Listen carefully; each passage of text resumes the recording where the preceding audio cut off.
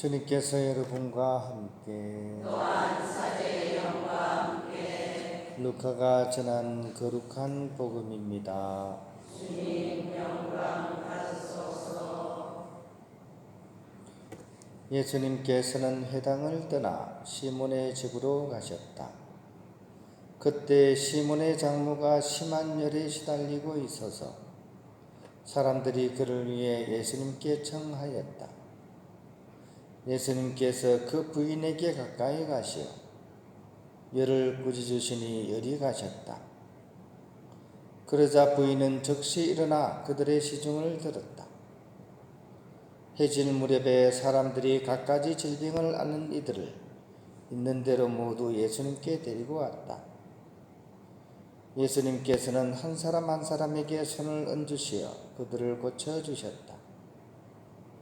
마귀들도 많은 사람에게서 나가며 당신은 하느님의 아드님이십니다 하고 소리 질렀다. 그러나 예수님께서는 꾸짖으시며 그들이 말하는 것을 용납하지 않으셨다. 당신이 그리스도임을 그들이 알고 있었기 때문이다. 날이 새자 예수님께서는 밖으로 나가시어 외딴 곳으로 가셨다. 군중은 예수님을 찾아다니다가 그분께서 계시는 곳까지 가서 자기들을 떠나지 말아 주십사고 붙들었다. 그러나 예수님께서는 그들에게 말씀하셨다. 나는 하느님 나라의 기쁜 소식을 다른 고을에도 전해야 한다. 사실 나는 그 일을 하도록 파견된 것이다. 그러고 나서 예수님께서는 유다의 여러 회당에서 복음을 선포하셨다. 주님의 말씀입니다.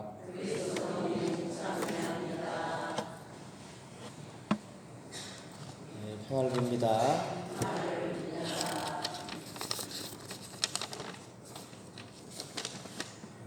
인류 역사 안에서 하느님을 가장 깊이 체험해 본 사람들은 누구였을까요? 아마도 오늘 복음에 나오는 사도들이었을 것입니다. 이분들은 우리에게 오신 하느님이신 예수님과 3년간 동고동락을 했고, 그리고 어떻게 보면 극단적인 과정을 거쳐서 하느님 체험을 했습니다. 즉 예수님의 그런 십자가와 부활과 성천을 체험하셨던 것이죠. 그 중에서도 사도 베드로는 12사도의 그런 대표격이시고, 또 이렇게 어떻게 보면 가장 뭐라 그럴까요? 반전이 있는 그런 하느님 체험을 하신 분이라고 할 수 있습니다. 이런 사도 베드로가 가장 이렇게 첫 번째로 하신 일이 뭘까요? 그러면 하느님을 그렇게 체험하신 분이 가장 첫 번째로 하신 일은요,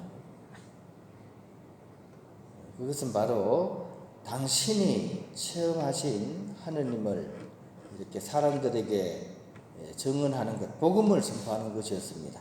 오늘 예수님께서도 그죠, 하느님 나라의 기쁜 소식을 다른 고을에도 전해야 된다. 나는 그 일을 하려고 왔다. 이렇게 얘기하신 것처럼 사도 베드로 또한 바로 그 일에 전념을 하셨습니다. 그래서 하느님을 안다는 사람들, 그리고 하느님을 알고 싶어하는 사람들의 첫 번째 사명은 결국 복음 선포가 되어야 한다는 것입니다.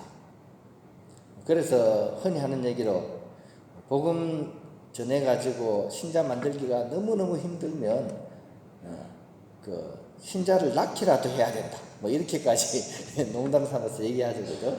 우리 나이하고는 아무 상관이 없는 일이죠, 그죠? 그러면 우리가 꼭 해야 되는 것을 사명이라고 할 때, 그러면 어떤 방법으로 우리가 해야 하는 걸까요?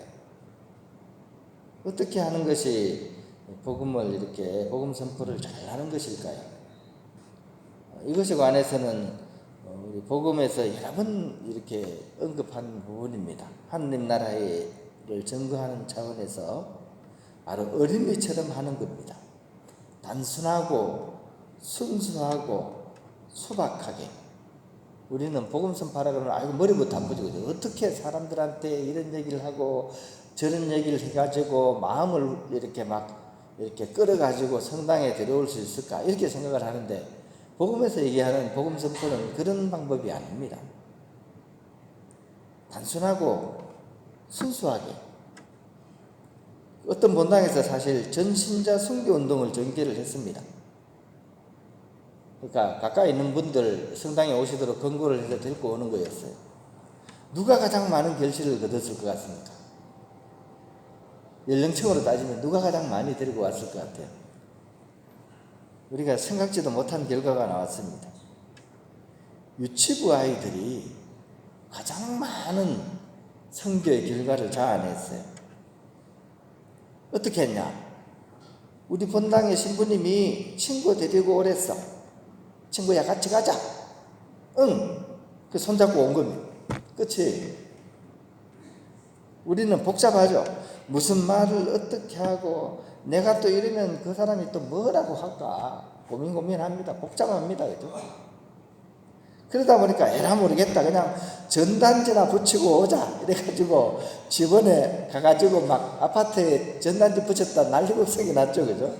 경비실에서 막 전화 오고 경고하겠다 그러고 신고한다. 벌금 내야 된다. 어린이처럼 단순하고 순수하게 옆에 계시면 같이 사시는 분에게 그냥 한번 얘기해 보는 거예요. 오고 안 오고는 누구 마음입니까? 하나님 마음이십니다.